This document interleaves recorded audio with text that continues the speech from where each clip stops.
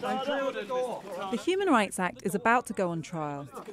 It was blamed for helping suspected terrorist Abu Qatada block his deportation and for asserting prisoners should have the right to vote. Now the Conservative government says the law and Britain's link with the Strasbourg Human Rights Court should be scrapped and replaced by a British Bill of Rights.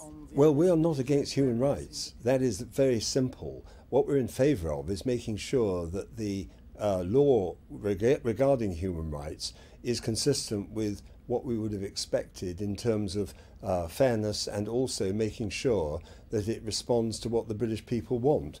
But for Mark Neary, a full-time carer for his autistic son Stephen, it's a question much closer to home.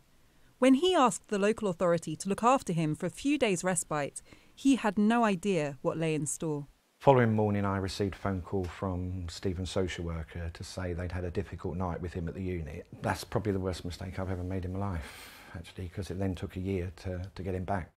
Mark eventually used the Human Rights Act to prove the council, which planned to have Stephen sectioned and sent to a hospital hundreds of miles away, acted unlawfully. If we hadn't been able to put a case that Stephen is entitled to his Article 8 human rights, then that nightmare would still be continuing, I think. The former chief prosecutor says that without the Human Rights Act, it's vulnerable people who stand to lose the most. This is not a debate or an argument about an obscure piece of legislation. It's about real values and real principles. And the Human Rights Act is there to protect the most vulnerable, the weakest, the put upon, the bullied in our societies, from governments and from others. There's a lot of confusion about the Human Rights Act and what a British Bill of Rights that might replace it would actually look like. But perhaps the key question is whether it would be as effective a check on the power of the state. The Human Rights Act may be unpopular, but its unpopularity with people in positions of power is one way of measuring just how effective it is.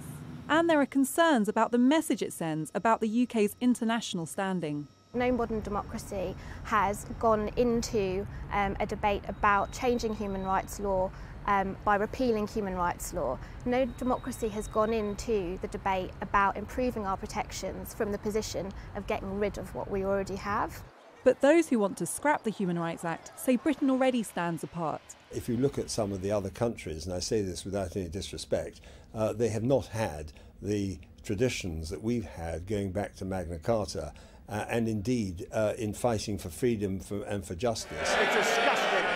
In Westminster, passions over the future of the Human Rights Act are running high. Instead of sniping about this, the whole House ought to unite to help sort this out. But for Mark and Stephen Neary, it's much more than just a debate.